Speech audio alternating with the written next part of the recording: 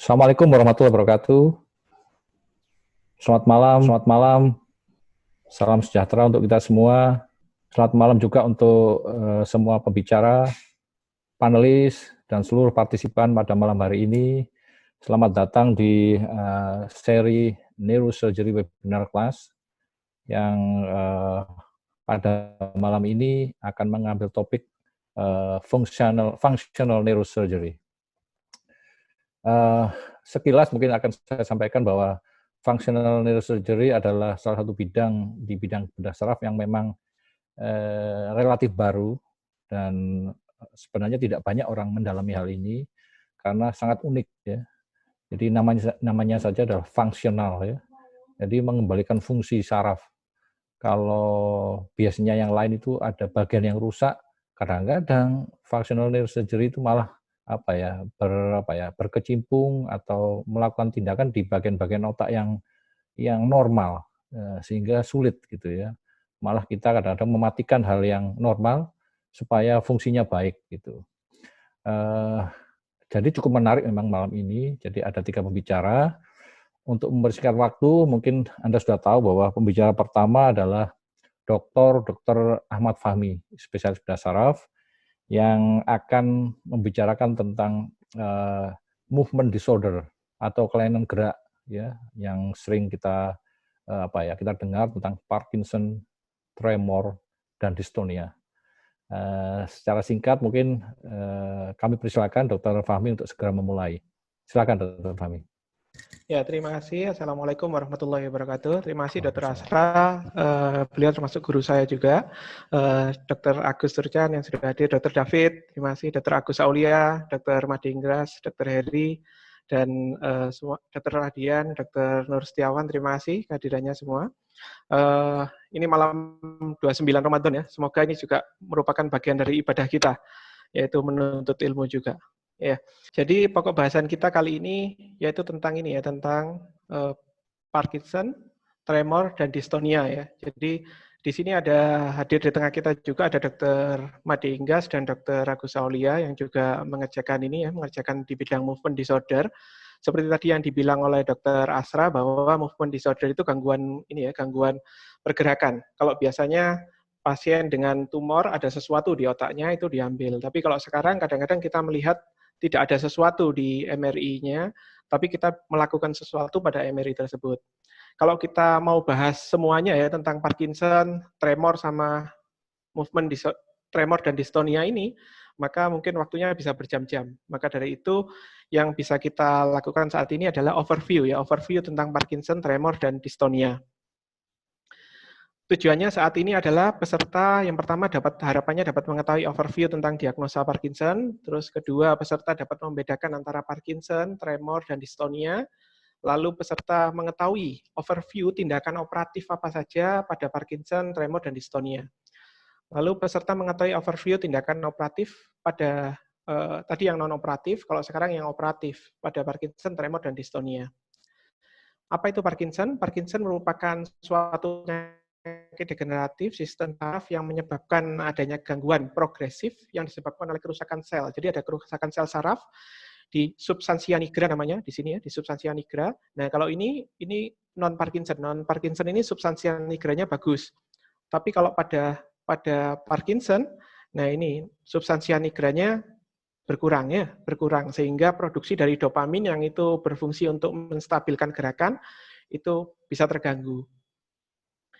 Parkinson ini ada 6,1 juta pasien Parkinson di seluruh dunia. Ini data pada tahun 2019 dan kebanyakan memang dialami oleh laki-laki dibandingkan perempuan. Dan paling utama itu di atas 50 tahun. Jadi kalau di atas 50 tahun ada getar, kalau orang dulu bilang buyutan ya. Buyutan kita mesti curiga apakah ini Parkinson atau bukan, atau tremor biasa ya.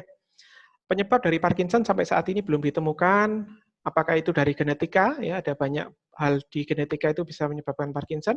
Apakah dari racun saraf atau neurotoksin, ya, zat dari luar tubuh, MPTP, rotenon, semikal, terus proteasomal inhibitor.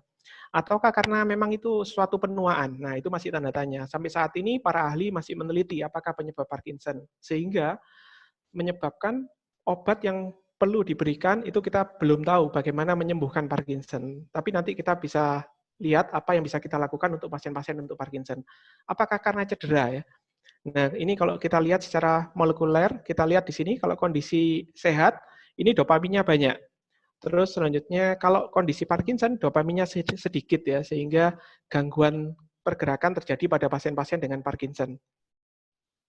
Ini kalau kita lihat mekanismenya ya, bagaimana terjadinya Parkinson. Kenapa kok Parkinson itu kalau misalnya dopaminnya turun, di substansia nigra pars compacta ini dopaminnya turun, maka pergerakannya itu akan terjadi tremor, terjadi kekakuan, terjadi kelambatan.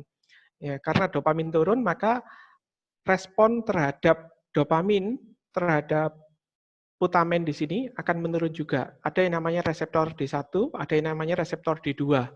Nah, D1 ini menstimulasi, kalau D2 menghambat.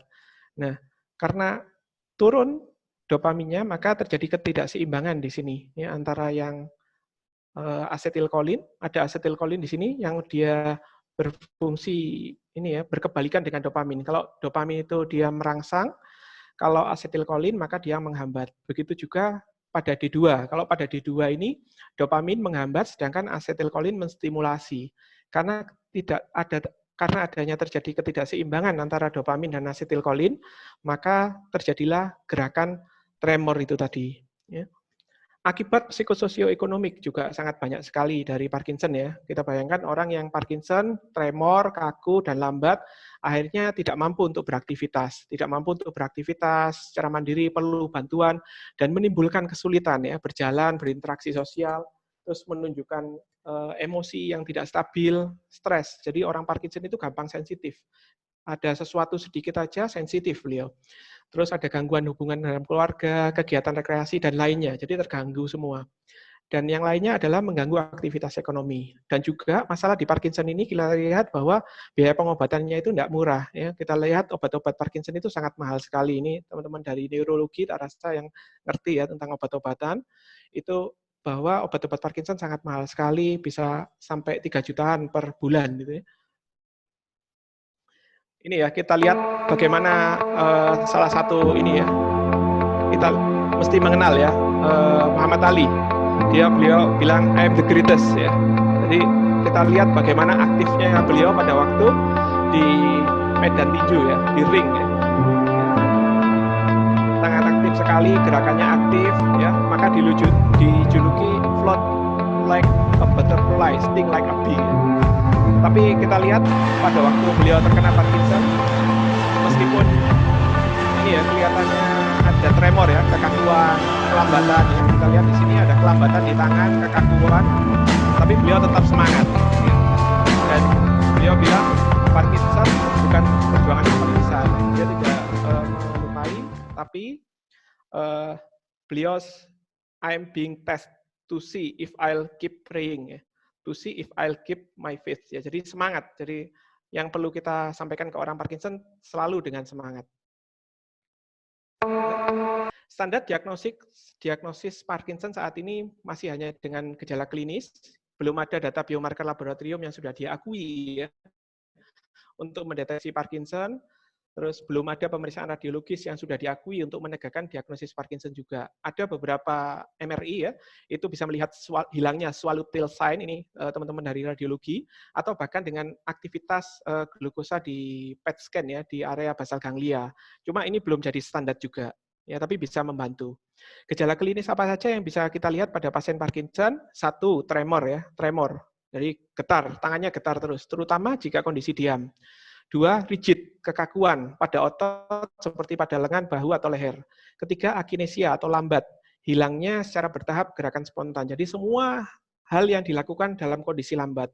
Terus terjadi gangguan keseimbangan ya, postural imbalance. Dan ini kalau kita singkat untuk gampangnya trap ya, trap jebakan, TRAP ya. Jadi kalau sudah masuk di jebakan ini, maka orang Parkinson akan selamanya Parkinson, makin lama makin turun seperti itu. Ini postur pada pasien Parkinson. Jadi pasien Parkinson itu selalu agak ini pada periode lanjut agak bungkuk, namanya kamtokormia atau stoop postur ya. Jadi agak bungkuk itu. Nah, ini contoh gejala dari Parkinson. Lengket kakinya. Ini ada tremor ya. rigid. Ini pasien ini saya minta untuk jalan, tapi tidak bisa ngangkat kakinya. Ya, rigid, akinesia. Nah, ini disuruh muter, tidak bisa. Ya, ini khas pada Parkinson. Muncul ada tremor, ada rigid, ada akinesia.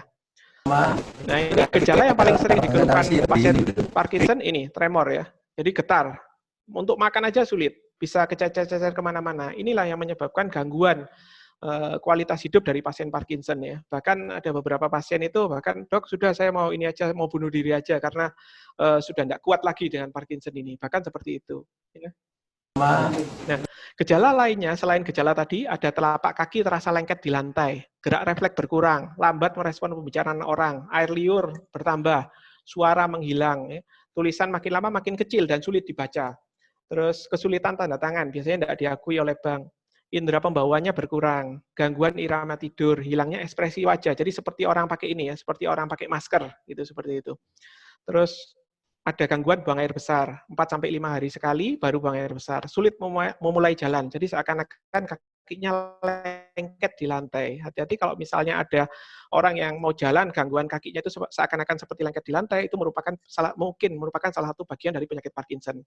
Terus menekuk postur tubuh ya dengan bungkuk ini ya, seperti ini. Jadi ini kamtukormi yang postur namanya. Terus kesulitan atau kaku saat melakukan aktivitas sehari-hari. Berjalan, makan, pakai baju sulit semua. Bahkan tingkat lanjutnya bisa terjadi depresi atau demensia. Nah, ini respon biasanya setelah pemberian obat, jadi salah satu diagnosa untuk mendiagnosa Parkinson juga biasanya diberikan L-Dopa, ya, levodopa, mereknya macam-macam. Apa yang bisa terjadi? Akan terjadi on-off seperti ini. Jadi minum obat 1 jam akan enak, setelah itu akan ngedrop lagi, minum obat lagi akan enak lagi, terus ngedrop lagi, segitu terus pada waktu 24 jam akan mengalami itu terus. Ya. Bahkan ada pasien itu yang minum obat itu tiap jam, ada yang seperti itu. Ya. Minum adopa, levodopa itu tiap jam minum obat. Nah, nilainya biasanya ada skor UPDRS, ya, fluktuasi on dan off, ya, itu ada on off. Nah ini contohnya, ini misalnya ini yang tadi ya, sebelum minum obat seperti ini pasien Parkinson. Jalan? Kayak lengket gitu. Iya, lengket kakinya. Kakinya lengket seperti ini. Nah setelah 1 jam minum obat kita lihat ini ya. Bisa semua ya. Nah ini 1 jam setelah minum obat. Jadi 1 jam setelah minum obat, pasien akan seperti orang normal. Senang sekali pasiennya. Ya. Seakan-akan seperti normal. Cuma masalahnya obat ini hanya bertahan kurang lebih 1 jam atau 2 jam atau bahkan 3 jam kadang-kadang. Stadium Parkinson. Jadi stadiumnya itu mulai ringan sampai berat. Stadium 1 1 sisi, stadium 2 2 sisi, stadium 3 2 sisi ditambah dengan disabilitas ringan ya. Jadi itu terus disabilitas stadium 4 disabilitas berat, tapi masih bisa jalan atau duduk tanpa dibantu. Stadium 5 ini sudah di kursi roda atau di tempat tidur ya. Itu stadium dari Parkinson. Dari UK Parkinson Disease Society Brain Bank Diagnostic Criteria ini menunjukkan bagaimana cara kita mendiagnosa dari Parkinson. Ada 3 step. Step pertama, kita mesti tahu apakah pasien itu ada bradykinesia, gerakan lambat, terutama saat akan memulai gerakan volunteer ya, gerakan apa mengambil sesuatu itu lambat semua. Dan minimal diikuti minimal 1 dari rigiditas otot atau ini ya frekuensi dari tremornya itu 4-6 Hz, ya, resting tremor. Terus gangguan postural yang bukan diakibatkan oleh gangguan penglihatan. Jadi bukan karena gangguan mata, terus gangguan postur, enggak. Tapi memang benar gangguan postur. Bukan karena gangguan cerebellum atau disfungsi proprioseptif. Step yang kedua adalah eksklusi. Ya, kriteria eksklusi. Kita harus tahu apakah pasien itu riwayat stroke berulang disertai Parkinsonian yang progresif. Jadi dalam waktu 1 tahun, gejalanya tambah cepat gitu ya. Tapi pasien itu pernah mengalami stroke yang berulang. Terus yang kedua, riwayat cedera otak yang berulang, riwayat encephalitis, oculogyric crisis. Ya, ini biasanya oculogyric crisis ini karena obat-obatan, haloperidol dan macam-macam obat neuroleptik. Jadi matanya ngelihat ke atas terus, ya, dan ada gangguan pergerakan. Terus sedang dalam pengobatan neuroleptik. Terus ada efek satu yang dibandingkan yang lain. Terus remisi berkelanjutan ya. Jadi misalnya dikasih obat enak terus, enggak off lagi. Terus tetap unilateral selama 3 tahun. Ini kita mesti hati-hati. Lah kok satu sisi terus, nah itu belum tentu Parkinson juga. Terus ada supranuklear gaze palsy, jadi tidak bisa ngelirik ke atas, jadi lirikannya ke bawah terus. Terus cerebral signs, gangguan saraf otonom pada awal. Jadi mulai dari awal 1 tahun pertama terjadi gangguan saraf otonom. Ini adalah kriteria eksklusi. Demensia berat mulai awal ya, gangguan memori, bahasa dan artikulasi, tapi ini mulai awal, itu kita mesti curiga apakah ini Parkinson atau bukan. Ada tanda Babinski ya. Terus terdapat tumor otak atau hidrosefalus pada CT scan. Nah, inilah pentingnya bahwa setiap pasien Parkinson itu kita tidak bisa hanya untuk melihat gejalanya aja, tapi kita mesti difoto, minimal CT scan. Ya, kalau bisa MRI lebih bagus untuk mengeksklus kemungkinan yang lain ya. Terus tidak berespon dengan pemberian levodopa. Jadi diberikan levodopa tidak seperti tadi. Jadi diberikan levodopa masih tetap getar, masih tetap kaku gitu seperti itu. Terus selanjutnya expose terhadap MPTP, ini racun ya, metil 1 metil 4 fenil 1236 tetrahydroviridin ya. Step 3, kriteria yang suportif, definitif diagnosis Parkinson dengan 3 atau lebih dari. Ini lebih menunjang ya, lebih menunjang bahwa ini Parkinson. Onsetnya unilateral, terus terjadi rest tremor, progressive disorder, makin lama makin jelek. Asimetris yang persisten, terutama pada satu sisi tubuh ya. Terus respon yang sangat baik terhadap levodopa, bisa 70-100%. Terus timbul levodopa indus Korea. Jadi orang kalau kelebihan levodopa, cirinya kalau Parkinson badannya gerak-gerak terus, namanya dyskinesia ya, atau levodopa indus Korea. Terus respon terhadap levodopa selama 5 tahun atau lebih. Ya, perkembangan gejala klinis 10 tahun atau lebih. Makanya orang Parkinson biasanya tidak 1 tahun. Ada orang kalau misalnya, oh saya ini kaku atau tremor, tapi dalam waktu 1 tahun ini cepat menurun. Ya belum tentu Parkinson. Kita biasanya Parkinson itu 10 tahun atau lebih. Diferensial diagnosis dari Parkinson, 1, drug induced ya. Pasien mungkin tidak sedang dalam pengobatan. Ini kita mesti hati-hati. Kalau datang ke tempat kita pasien yang mirip dengan Parkinson, kita harus mempelajari riwayat pengobatan Parkinson pasien dengan baik. Apakah pasien itu minum obat atau terkena toksin gitu ya, seperti itu ya. Interaksi dengan toksin-toksin ini karbon monoksida, mangan ya, karbon disulfid, sianida, metanol ya. Terus diferensial diagnosis yang lain adalah infeksi, post encephalitis, itu hati-hati juga. Terus HIV encephalopati, sifilis ya meskipun jarang, jamur ini juga jarang, mycoplasma pneumonia pada anak, Whipple disease ini multisystem inflammatory disease ya mirip dengan progressive supranuclear palsy. Terus ada lagi yang namanya Creutzfeldt-Jakob ya, degenerative brain disorder. Ini biasanya mulai dari awal itu sudah terjadi gangguan memory problem ya, terus gangguan koordinasi, gangguan visual ya. Kalau Parkinson kan memory problem itu ini ya terjadi pada waktu di periode lanjut bukan di periode awal ya. Terus selanjutnya diferensial diagnosis yang lain, degenerative disease. Ya. Ada PSP, progressive supranuclear palsy, MSA ini multiple system atrophy, corticobasal syndrome, Alzheimer ya, Alzheimer disease, frontotemporal dementia, ini hati-hati, diawali dengan ini ya, dengan gejala demensia di waktu awal. Dan biasanya di MRI kelihatan di area frontotemporalnya itu lebih atrofi dibandingkan MRI orang normal. Ini mirip dengan corticobasal syndrome ya, frontotemporal demensia. Wilson disease ini karena kelebihan ini ya, Cooper ya, biasanya kita tes dengan ceruloplasmin plasma test. Terus selanjutnya Huntington disease ya, ini penyakit herediter, terus neurodegeneratif ditambah dengan akumulasi zat besi ya, seperti itu. Terus X-linked dystonia ya, jadi herediter juga atau Lubbock disease biasa disebut. Terus rapidly progressive dystonia atau Parkinsonism ya, ini belum tentu Parkinson asli. Terus yang lain neuroakantosis ya, gangguan sel darah merah itu juga bisa menyebabkan gejala mirip dengan Parkinson juga ya. Selanjutnya SCA, cerebrospinal atrophy ya, jadi mengkerut, otak kecilnya mengkerut, terus sumsum tulangnya juga mengkerut juga ya, mielumnya juga mengkerut ya, spinal mielumnya juga mengkerut. Terus Fahar disease, yaitu Fahar disease ini terjadi ada kalsium di dalam otak yang banyak sehingga menyebabkan gangguan seperti Parkinson disease. Hati-hati. Dan yang lainnya ya. Yang lainnya diferensial diagnosisnya yaitu vascular Parkinsonism. Ya. Terus selanjutnya hidrosefalus juga bisa menyebabkan gejala seperti Parkinson, post traumatik ya karena benturan, terus structural lesion ya. Terus hemiatrofi, hemiparkinson. Terus selanjutnya normal aging, ya, normal aging apakah ini karena penuaan? Ya. Terus psikogenik, ada yang namanya psikogenik, movement disorder itu juga ya kalau misalnya kita treatment, kalau kita lihat MRI-nya ada apa-apa. atau yang lain. Ya. Terus gejala yang mungkin mirip dengan PD. Ini kita mesti hati-hati kalau menemukan gejala hal yang paling mirip dengan PD ya. Satu, lower half atau body Parkinsonism, yaitu NPH, yaitu normal pressure hydrocephalus. Bedanya apa? Kalau normal pressure hydrocephalus itu biasanya muncul ini, gangguan memori, gangguan gait, urine incontinentia. Ya, ini kita mesti hati-hati. Terus selanjutnya drug induced Parkinson. Ya, drug induced Parkinson ini yang diakibatkan karena minum obat. Meskipun pada waktu datang itu belum tentu sedang minum obat, karena efek obat itu kadang-kadang bisa hilang sampai 1 tahun atau 2 tahun. Nah itu kita mesti hati-hati. Namanya drug induced Parkinsonism. Terus cervical myelopathy ini juga bisa ya, karena ada gangguan di cervical, jadi jalannya kaku, lambat, terus selanjutnya agak tremor ya. Gangguan postural ini mesti kita singkirkan kemungkinan-kemungkinan ini. Yang lain adalah essential tremor. Nanti kita belajar gimana membedakan Parkinson dengan essential tremor. Treatmentnya pada Parkinson yaitu obat bisa dengan L-dopa, ya, dopamine agonis, antikolinergik, MAO inhibitor, ya, dan obat-obat yang lain, ya, penunjang yang lain, atau operasi, ya. Operasi itu apa? Brain lesion, thalamotomi, palidotomi, subthalamotomi, lesi pada palidothalamic tract. Selanjutnya DBS, yaitu pasang alat seperti pacemaker, tapi kabelnya masuk ke dalam otak.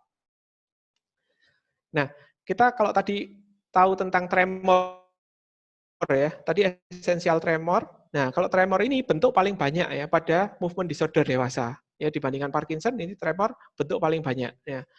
Terus tremor ini apa? Involuntary, rhythmic, oscillatory movement pada bagian tubuh. Jadi ritmik. Kalau bedanya tremor sama Parkinson, kalau tremor ini ritmik dia. Jadi frekuensinya itu lebih tinggi dan ritmik ya. Terus selanjutnya tipe tremor, ada resting tremor. Nah, ini tadi resting tremor ini kalau pada Parkinson ya, pada Parkinson. Terus selanjutnya action tremor. Jadi maksudnya pada waktu tangan ini digerakkan baru terjadi getar. Tapi kalau tidak digerakkan tidak getar.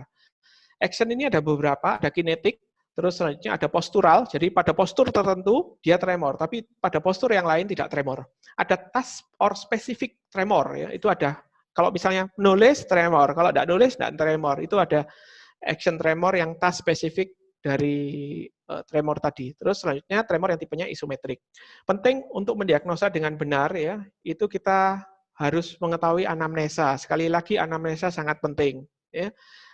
Itu anamnesa itu berdasarkan klinis dan etiologi. Jadi kita mencari etiologinya. Apakah misalnya karena ada obat-obatan atau memang benar ini Parkinson atau memang ini hanya tremor, itu kita mesti anamnesa dengan baik ya. Terus selanjutnya riwayat pengobatan pasien ini yang paling penting kita lihat. Karena apa? Karena selain Parkinson ada namanya drug induced tremor. Ya, ini bisa action tremor. Yang bisa menyebabkan action tremor biasanya obat-obat dalam golongan lithium. Terus SSRI ya, terus kafein, minum kopi ya. Itu juga bisa pada beberapa orang ya. Terus resting tremor. Ini bisa terjadi pada dopamine blocking agent ya, sehingga menjadi seperti Parkinson.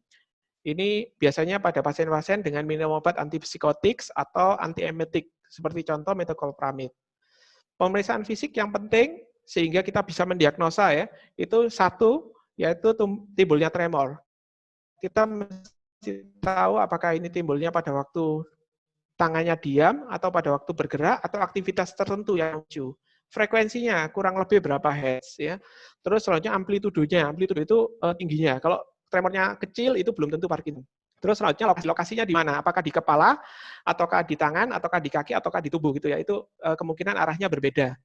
Terus selanjutnya cara ngetesnya gimana? Tremornya meriksanya seperti apa? Pasien diminta terlentang, kakinya lurus, tangan prunasi, ya tangannya prunasi gini, terus dan diam. Evaluasi tremor pada tangan, lengan, dan kaki, dan leher atau mulut, tunggu. Jadi jangan cepat-cepat memutuskan. Tunggu dulu kurang lebih 30 detik. Maka tremor itu akan muncul atau tidak. Setelah itu, evaluasi tremor pada tangan. Jadi salah satu provokasinya adalah jempolnya diangkat seperti ini. Kadang-kadang tremornya akan muncul. Setelah itu kita lihat apakah ada postural tremor. Jadi posisi tangan diluruskan ke depan gini. Terus setelah itu diginikan. Nah, seperti ini. Dijadikan satu antara kanan dan kiri. Kita lihat apakah ada tremor atau tidak. Terus selanjutnya untuk lihat kinetik atau intention tremor, yaitu finger to nose test. Jadi finger to nose test. Jadi ada ini ya, seperti ini.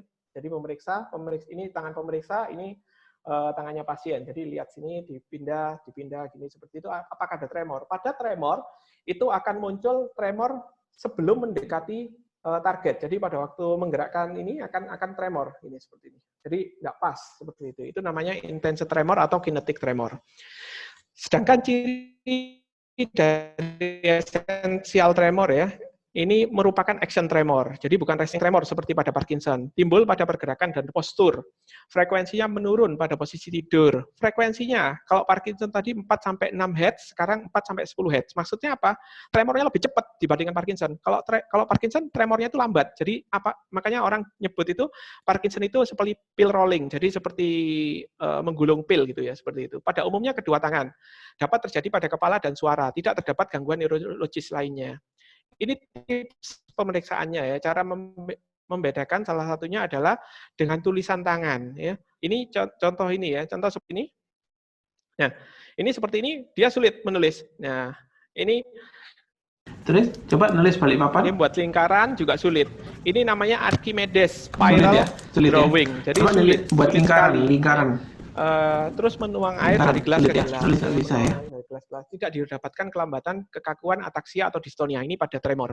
Pengobatan pada tremor beda dengan Parkinson. Kalau pada tremor, biasanya ini propranolol. Paling ada di Indonesia propranolol. Ada primidon sama topiramat, tapi ini tidak umum di Indonesia. Ya, tidak ada di Indonesia.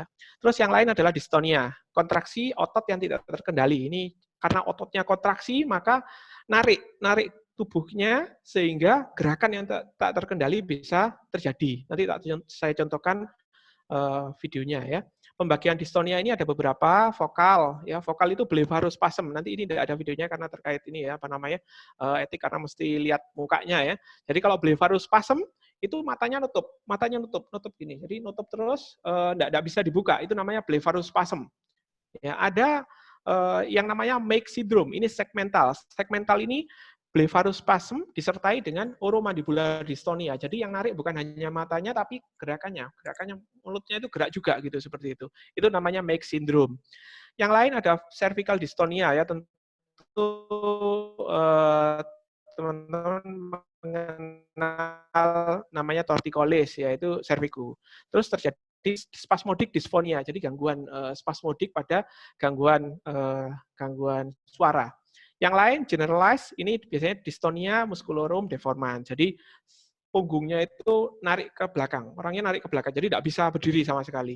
Ya, berdiri narik ke belakang itu generalized ya. Obat-obatan pada dystonia ya. Levodopa juga bisa menjadi obat-obatan pada dystonia, terutama Segawa disease. Pada Segawa disease di YT5, Segawa disease ini contohnya gerakan dystonianya itu muncul pada waktu pagi, tapi pada waktu siang hilang, ya, dan respon baik dengan levodopa. Obat yang lain, lorazepam, clonazepam, balakofen, dan diazepam. Sedangkan operasi pada dystonia, palidotomi, DBS, peripheral nerve denervation. Ini ya cervical dystonia, jadi kepalanya menoleh ke satu sisi, ke kanan atau ke kiri atau ke belakang atau ke depan, tapi kita mesti lihat apakah ini spasmodik atau klonik. Nanti ada contohnya. Ini operasi pada cervical dystonia yang peripheral ya.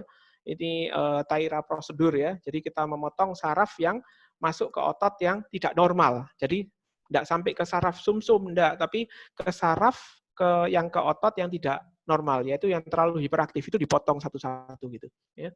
Ini contohnya. Ya, ini sebelum kita lakukan operasi.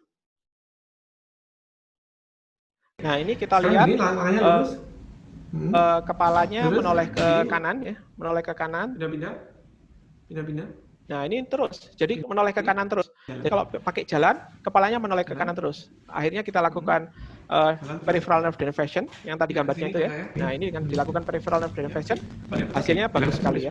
Pasiennya bisa lurus. Ya. Terus selanjutnya, kalau tadi ada yang namanya palidotomi ya. Jadi cara lain untuk melakukan tindakan operasi pada Parkinson atau pada dystonia itu namanya palidotomi. Ini targetnya yaitu di GPI. Dia paling belakang, di belakang dari globus pallidus internus, tepat di atasnya optic tract. Jadi tepat di atasnya dari saraf optik. Makanya diperlukan alat khusus namanya stereotaktik ya. Nah, ini gambarannya kalau misalnya kita lakukan pemasangan di area GPI ya, di area untuk dystonia. Jadi DBS namanya deep brain stimulation, kita tanam ke otak, ini masuk pas di belakang dari globus pallidus internus. Ini yang sebelah kanan, ini yang sebelah kiri. Ya. Jadi ada alat yang tertanam di dalam otak. Ini contoh distonia yang jarang sekali, namanya abdominal dystonia. Coba kita lihat perutnya. Nah, ini pasien ini perut ini seperti ini terus, jadi tidak bisa tidur. Jadi kalau tidurnya pasien ini dengan duduk, ya dengan duduk. Ya, jadi kalau tidur selalu seperti ini. Jadi narik-narik ini. Perutnya itu narik-narik terus. Nah, setelah kita lakukan palidotomi, ya, lesion pada area globus pallidus internus. Nah, jadinya seperti ini, ya. Jadi perutnya jadi tenang dan baik ya. Nah, terus selanjutnya yang lain. Ini kalau tadi kalau diperhatikan tadi bahwa lehernya itu enggak gerak-gerak gini ya. Kalau sekarang coba diperhatikan ini, lehernya ini narik ke belakang. Narik gitu ya? Iya. Nah, ini lehernya ini narik ke belakang.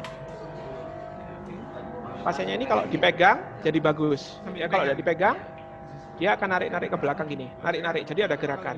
Akhirnya kita pasang DBS. Ini setelah 3 tahun. Ya, setelah 3 tahun pemasangan DBS, ya, Bilang hasilnya 1 sangat sampai bagus 10, sekali. 1. Nah, ini lehernya tidak narik lagi ke belakang. Jadi memang gangguan-gangguan ini kadang-kadang menurut kita kecil, tapi pada orang yang sakit seperti ini merupakan suatu gangguan yang sangat berat sekali. Ya. Terus selanjutnya perawatan medis atau obat-obatan ya untuk Parkinson, dopamin ya, dopamin itu sebagai levodopa sebagai prekursor dopamin, dopamin agonis, MAO inhibitor, COMT inhibitor ya, terus obat-obat yang lain. Nah, ini kalau misalnya operasi, apa sih yang dilakukan di dalam otak kalau operasi?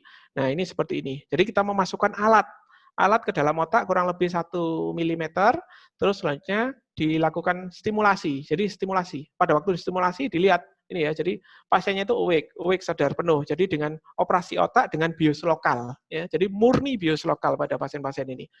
Nah, setelah itu dikasih pemanasan, setelah dipanasin, nah dilepas alatnya, sudah. Ya, seperti itu.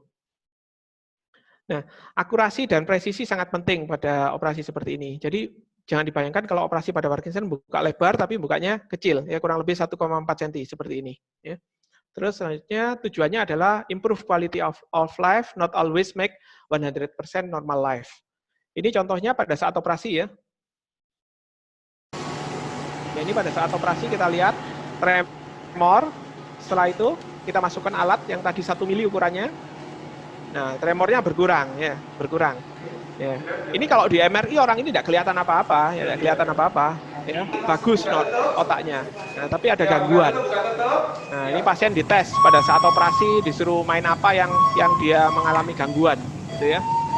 Ya, suruh minum ya, tapi tapi tidak ada airnya ya. Coba pakai gelas gitu. Nah, ini sebelum dilakukan tindakan, tremornya sangat keras sekali. Ini setelah dilakukan tindakannya, ini sangat bagus dan hasilnya terlihat pada saat operasi. Oke. Ini contoh pada tremor. Sorry. Ini contoh pada pasien tremor. Ini sebelum dan setelah ya. Jadi sebelumnya kalau pasien Parkinson itu kaku ya, tremor dan ini ya. Kalau minum sesuatu bisa tumpah-tumpah, tapi setelahnya bisa bagus. Ya. Ini contoh palidotomi ya, palidotomi. Kalau pada palidotomi ini kaku ya. Ya sekarang putar, Pak. Untuk kekakuan, kelambatan ya. Ini pasien ini kita minta untuk berputar, tidak bisa kaku ya. Tapi setelah kita lakukan bilateral palidotomi ya. Nah, ini setelah dilakukan bilateral palidotomi, pasiennya langsung bisa lari. Ya, ini suatu kebahagiaan tersendiri bagi pasien ya. Jadi dengan satu langkah yang kecil itu seperti itu, tapi manfaatnya sangat besar sekali pada pasien. Ya. Nah, ini pasien bisa lari. Tadi tidak bisa melangkah pun sulit ya. Ini contoh pasien yang lain. Kalau tadi ada namanya PTT namanya atau kampotomi, right PTT lesion ya. Ini kita lakukan. Ya. Nah, ini pasiennya suruh angkat tangan kiri. Ya, ini buka tutup tidak bisa ini. Sulit ya. Sulit ya. Nah, Tidak bisa ya. Ya wis ditaruh aja tangan kirinya. Ya, sekarang terus jalan selanjutnya 1 minggu setelah operasi, pasien mengirim foto ini ke saya, video ini ke saya. Ya, ini otomatis dikirim sama pasiennya. Senang sekali lihat pasien bisa bergerak bebas gini ya, hanya dengan lubang kurang lebih 1,4 cm tadi. Ya, jadi gerakannya sudah bagus, terus tangan kirinya sudah bisa bergerak sangat baik sekali. Ya, pasien sangat senang sekali. Nah, yang selanjutnya kalau tadi tanpa dipasang alat di dalam tubuh, kalau yang sekarang dengan dipasang alat DBS ya, DBS ini kita mengawali ya. 2014 kita mulai, terutama DBS ini bermanfaat untuk on off ya. Nah, ini seperti ini DBS ini. Ya, jadi dipasang alat di dalam tubuh, dikasih ini ya, tapi kita biasanya masang di kanan. Ini ada baterai di dalam dada ya, di bawah kulit, terus selanjutnya dihubungkan kabel ke atas. Nah, kabelnya kalau pacemaker kan masuk ke jantung. Nah, kalau ini kabelnya masuk ke dalam otak. Dia akan menghantarkan listrik terus-menerus ke dalam otak. Ya.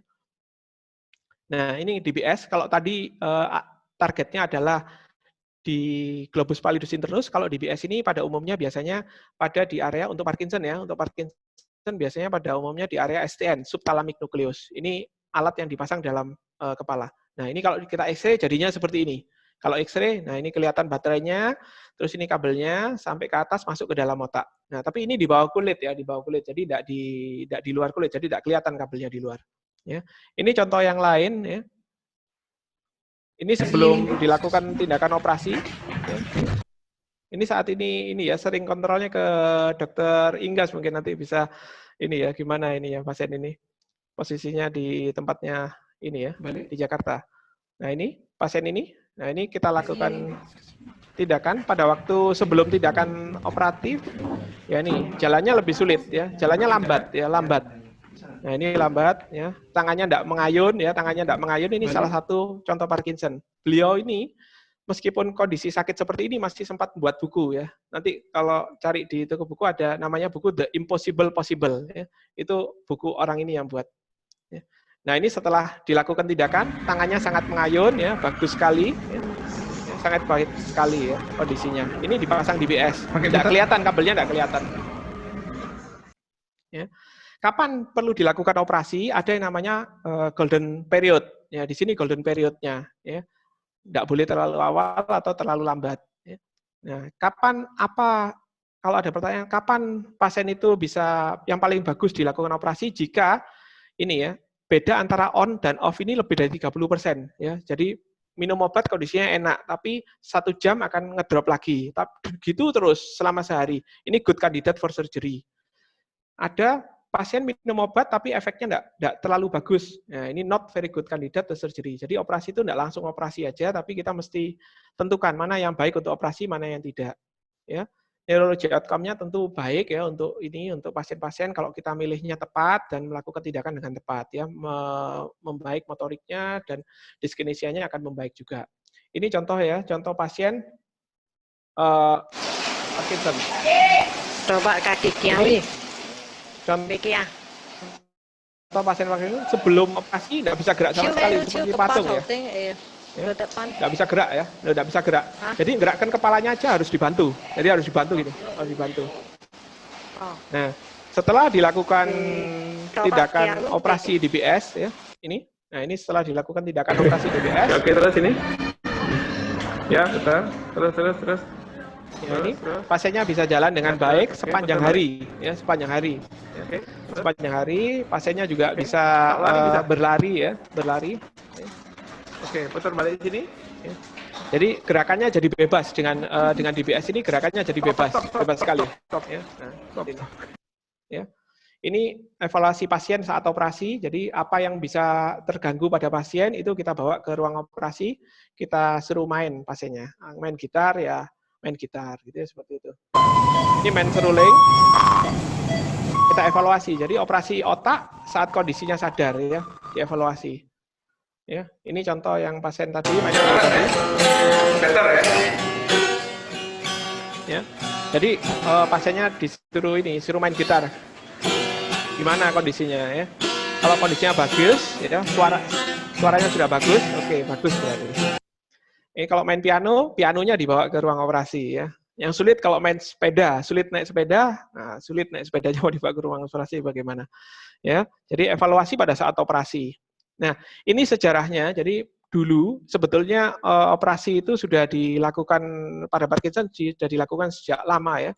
Dan selanjutnya ablative surgery ya oleh Irving S. Cooper ya, ini dilakukan sejak tahun 50-an, terus ditemukan obat L-Dopa, terus ada palidotomi, terus muncul DBS di brain stimulation yang tadi, terus sekarang mulai tahun 2010 sampai sekarang ini ada yang baru adalah MRG Fuse ya, MRG Fuse. yaitu dengan ultrason. Jadi tanpa dibuka, tapi dengan ultrason, itu yang terbaru. Ya, ini pada waktu itu saya sama Dr. Agus, sama Dr. Heri, ini ke tempatnya di Taiwan ya. Pada waktu itu ada Prof. Taira di sana. Ini kalau kita lihat di sini ya, misalnya ini ada titik yang kita mau kita tuju. Nah, ini ada ultrason seperti kita pasang loop. Jadi ada cahaya yang dikumpulkan ke satu sisi. Ya. Sebelum ultrason ada yang namanya gamma knife, tapi gamma knife ini sudah mulai ditinggalkan untuk palidotomi terutama karena efek sampingnya masih dipakai untuk misalnya tremor mungkin masih dipakai, tapi kalau palidotomi sudah tidak disarankan.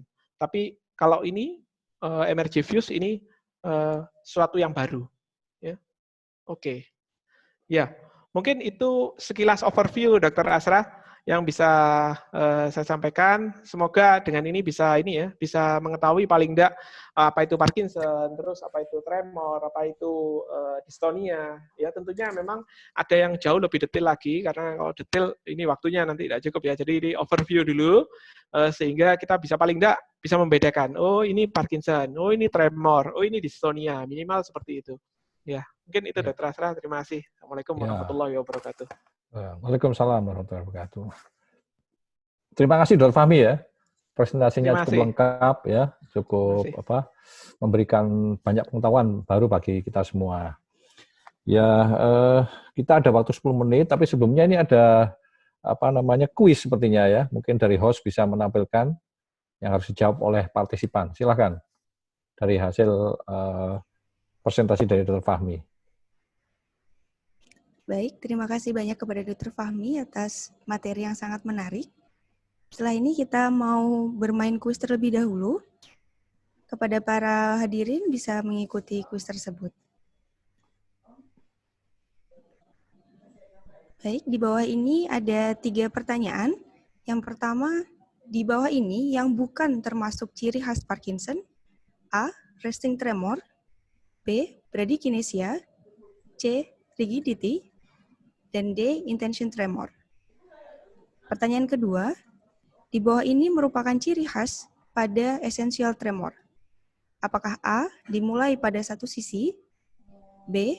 Terdapat kekakuan. C. Terjadi pada kedua sisi sejak usia kurang dari 20 tahun. D. Terjadi pada kedua sisi mulai usia lebih dari 60 tahun. Dan pertanyaan ketiga, tindakan operasi yang bukan untuk Parkinson adalah A. Thalamotomi, B. Hipokampektomi, C. Palidotomi, atau D. STN-DBS. Kepada para hadirin, dipersilakan untuk memberikan jawaban.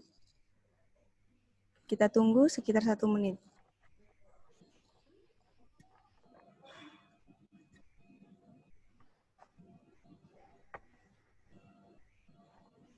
Kita menunggu apa bisa diselingi oleh pertanyaan, Dr. Zahra Watoni? Oh ya, baik, boleh dokter.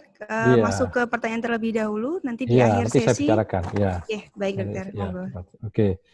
Ini karena waktu terbatas ya, cuma 10 menit ya. Jadi Dr. Fahmi ini banyak pertanyaan ternyata ini ya. Tapi beberapa saya simpulkan ini ya. Ini ada pertanyaan dari Muhammad Diki Bandung, Manarul Malang, kemudian Faisal juga. Intinya menanyakan begini, efektivitas antara DBS dibanding brain lesioning. Indikasinya apa masing-masing dan kapan sebaiknya dilakukan? Ya, ada 3 pertanyaan ya. Jadi efektivitas masing-masing itu indikasinya dan kapan dilakukan? Silakan Dr. Fahmi. Ya, terima kasih Dr. Asra. Jadi memang DBS sama brain lesion semua memiliki kelebihan dan kekurangan masing-masing. Jadi DBS itu ada kelebihannya, ada kekurangannya. Terus selanjutnya brain lesion ada kelebihannya juga ada kekurangannya. Terutama biasanya DBS itu biasanya untuk kalau pada pasien dengan on-off period. Jadi kalau minum obat, terus selanjutnya bagus, terus cuma 1 jam, kondisinya jelek lagi. Minum obat lagi, bagus lagi, terus lagi. Terus kalau untuk brain lesion, itu terutama ini ya, kalau misalnya pada pasien usia muda misalnya, usia kurang lebih 40 tahun, dengan 1 tremor gitu aja, itu mungkin kalau untuk brain lesion itu sudah cukup baik, misalnya thalamotomi. Ya. Di sini ada Dr. Made. Dr. Made, gimana Dr. Made? Ini pengalamannya juga. Ayo. Ya. Mungkin ada saran atau gimana dari Dr. Made Inggas, pengalaman beliau Ya, penggunaan ya sama brain lesioning. Ya. terima kasih Dr. Azra. Dr. Fahmi, presentasinya bagus sekali, lengkap sebenarnya untuk dokter umum. Jadi kalau hemat saya sih keuntungan sama kerugian dari keduanya adalah kalau Parkinson itu dominan tremor atau memang dia ada penyakitnya esensial tremor, itu memang validotomi lebih baik karena simple, tidak perlu ada implan, dengan satu tahap bisa selesai. Tapi kalau untuk Parkinson dengan gejala dominan bradykinesia atau rigidity, tremornya juga nggak terlalu besar. Nah, biasanya untuk mengcover 3 kelainan atau gejala Parkinson itu lebih baik dengan DBS, karena bisa memperbaiki kesemuanya. Seperti itu, Dr. Asra. Iya, terima kasih. Dr. Agus mungkin, Agus Aulia. Ada ya, tanggapan? Ada. Ini Iya, sudah ngerjakan Agus juga Aulia. beliau. Silakan. Mungkin masih di mute ya? Nah, suaranya belum masuk, Dr. Agus. Iya, masih di mute mungkin.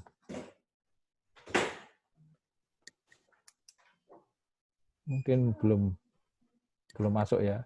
Jadi mungkin Dr. Fahmi, kapan bisa dilakukan nih?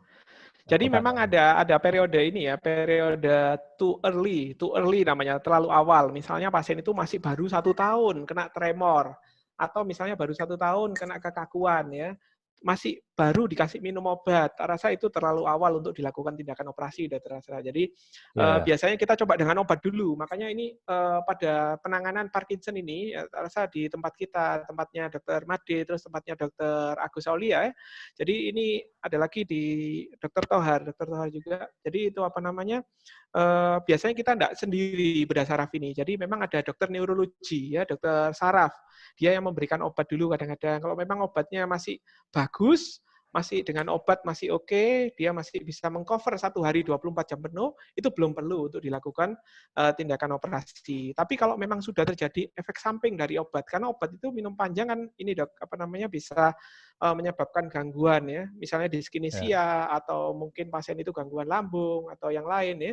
Nah, itu waktu yang tepat dilakukan tindakan operatif ya.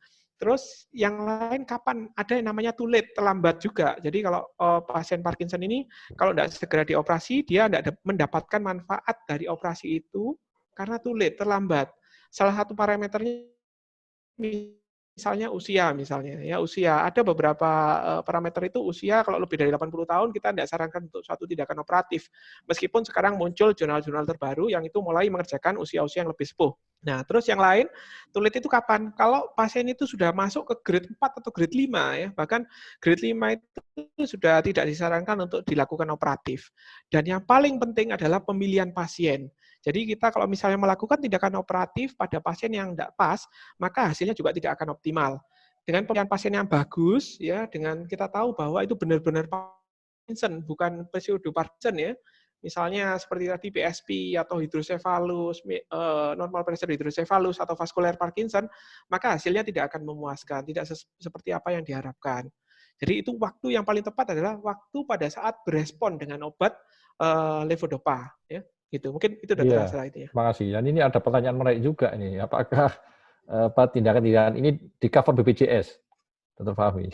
Nah, ini ya kalau di Surabaya kita mulai di Rumah Sakit Dr. Sutomo, kita sudah melakukan 4 kloter ya, 4 kloter. Jadi kurang 17 pasien sudah kita kerjakan ya untuk brain lesion ya. Brain lesion ini sudah bisa dilakukan ya. Tapi kalau untuk DBS belum.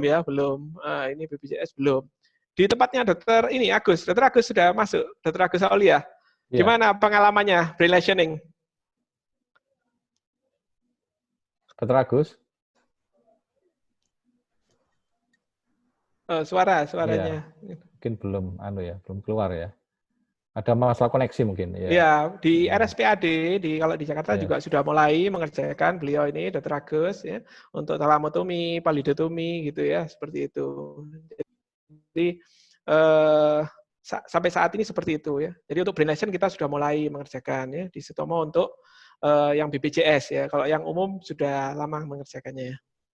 Iya, ya ini banyak pertanyaan sebenarnya, tapi mungkin waktu ya. Iya. Tapi ini pertanyaan aja ini, ada pertanyaan dari Ramelda dari Semarang, pertanyaan terakhir mungkin. Apakah stem cell bisa menyembuhkan gejala Parkinson? Dr. Fahmi. Nah, ini Dokter Asra Iya. ini jawaban sini. Silakan, Dokter. Mungkin Jadi, Dokter Igas juga. Ya. Kalau untuk ya sampai saat ini masih penelitian ya. Jadi sudah sejak lama ini dilakukan oleh para ahli, itu namanya mesenchymal stem cell ya. Mesenchymal stem cell itu dilakukan jadi ditanam pakai alat stereotaktik, ditanam di area substansia nigra ya untuk memperbaiki, menstimulasi atau menggantikan jaringan yang rusak tadi. Tapi sampai saat ini memang masih berusaha para ahli untuk menyembuhkan ya, untuk menemukan bagaimana caranya menyembuhkan. Salah satunya yaitu dengan stem cell tadi. Tapi itu memang masih masih penelitian ya. Mungkin Dr. Igas, Dr. Madi Igas, Dr. Asra ada tambahan. Ya, Dr. Igas mungkin.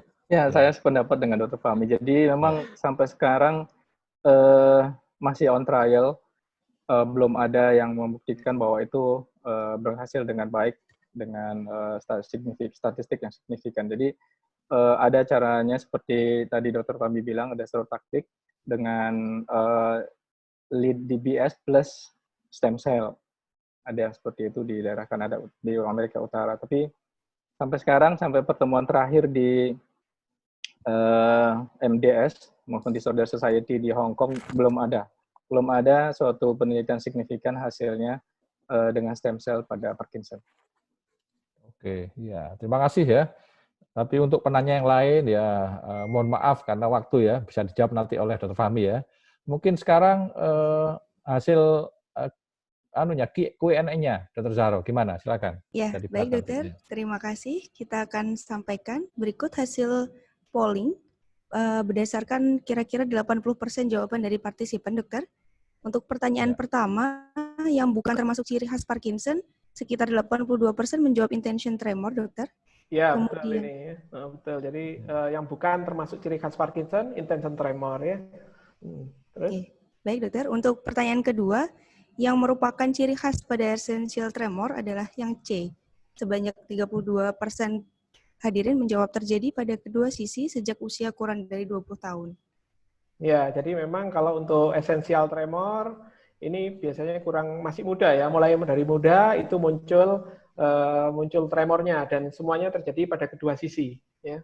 Tapi pada waktu muda itu kita mesti membedakan lagi. Jadi memang ada yang lebih detail lagi. Jadi apakah itu tremornya itu patologis atau fisiologis? Karena orang misalnya mau ujian kadang-kadang juga tremor ya, gitu seperti itu. Jadi kita mesti tahu. Betul jawabannya yang C ya. Baik dokter.